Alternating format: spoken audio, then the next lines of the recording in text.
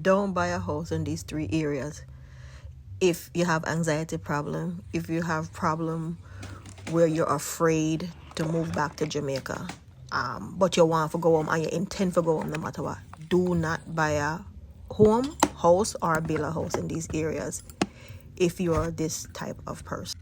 And if you're about to buy and you have a budget, definitely think twice before you go to Jamaica and live in these areas. You will be spending more than normal comparing to other parishes or cities of Jamaica. Welcome back, everybody. If you've been here before, welcome back. And if it's your first time here, welcome. My name is Julie. I hope all is well with everyone. And if it's your first time tuning in for the New Year's, Happy New Year's. Enjoy the video. And guys, please remember to like, share, subscribe, and leave your comments down below. God bless. So guys, for the first one, enough people are going to kick me now behind for that one here. Portmore.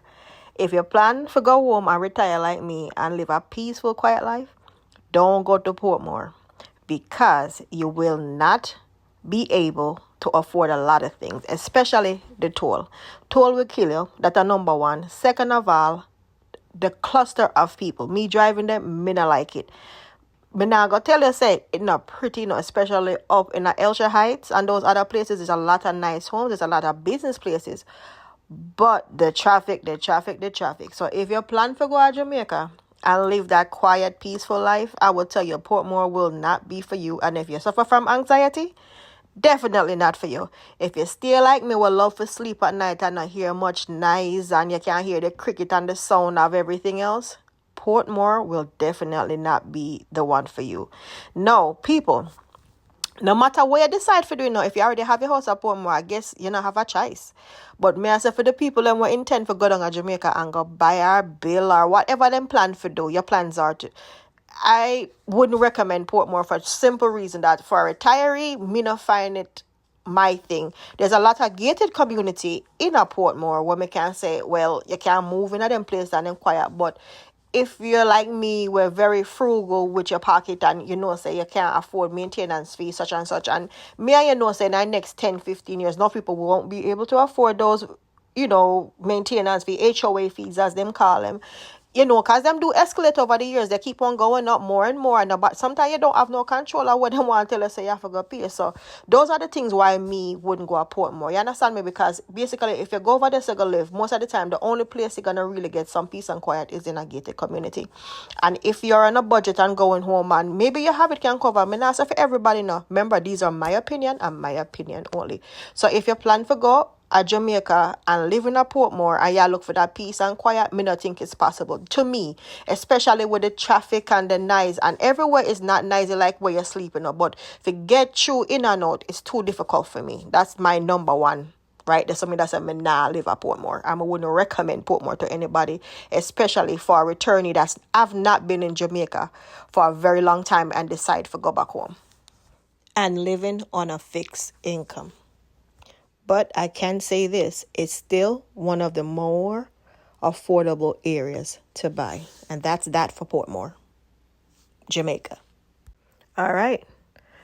The next one is Montego Bay. Number one thing we don't like about Montego Bay is the fact that the tourists is flooded with tourists, especially certain time of the year, which me don't like. There's nothing wrong with people coming to your country, but you don't want to get up and see tourists every day. The next thing, back to tourists again.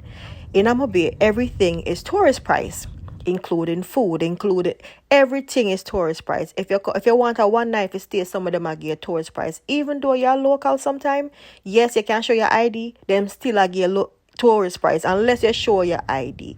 Next thing what I don't like about Mobay, for say living wise, is the affordability for housing. Housing is very expensive. Buying, renting, everything about Mobay is excessive.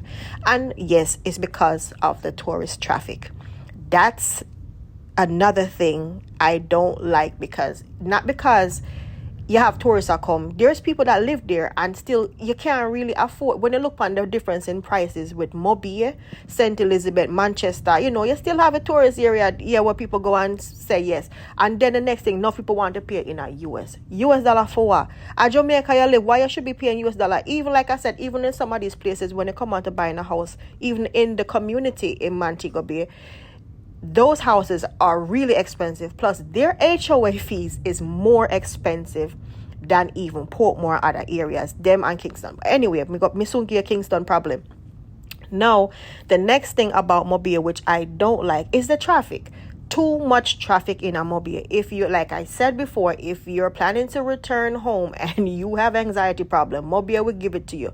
Not only that, what I don't like about the traffic in Mobay, sometimes you'll be stagnant for hours and hours and hours and can't get nowhere. You understand me? Especially if you have to go up in the hill. Lord Jesus, God help us. Anyway, next thing what I don't like about Mobay, when me notice what day is when the storm hit, how so many people was flooded. That scared the crap out of me because I never knew it could be that bad in Mobay. So that's another thing where it turns me off completely. But now I gotta say, after listen to me, some people have their house already at Mobay, them don't have a choice. Some people love Mobay and that's okay. I'm speaking to the people that were like me, planning to return home and obtain a place and looking for a place, an affordable place at that. If you have the money to go splurge and buy a big whatever, that's fine. There's nothing wrong. Hey, do you understand me? My opinion and my opinion only, and I'm giving it to my viewers and subscribers how I see it. And that's, everybody leaving a comment, want to feel or want to think, but me I telling the truth, Mobay as somewhere where me no want to live. Pretty much almost the same thing like Portmore, congestion. The only thing is that it's more accessible. It's not as expensive to get into Mobay. That's the truth. There's plenty of, pass bys and pathways and all kind of intersections you could take to get into Mobay, so it's not so bad as far as the cost to get in. Portmore is a different thing. You get charged through the toll. I mean, I know for the resident, to be honest, exactly how they getting through this, but whatever, they must have some way of helping them. Anyway, back to Mobay. Why me kind of like don't, well, not kind of, but don't really see Mobay a place for me that ever really want to live as a permanent home, is for the simple fact that too much traffic. Cost of living is too high to buy food, just basically, things that you need on an everyday basis. I don't see myself doing it. I know some of them have a lot of other places they can go inside, the local market them and stuff, but it's still expensive. They treat you like you're a tourist. So anyway, that's that for Mobay.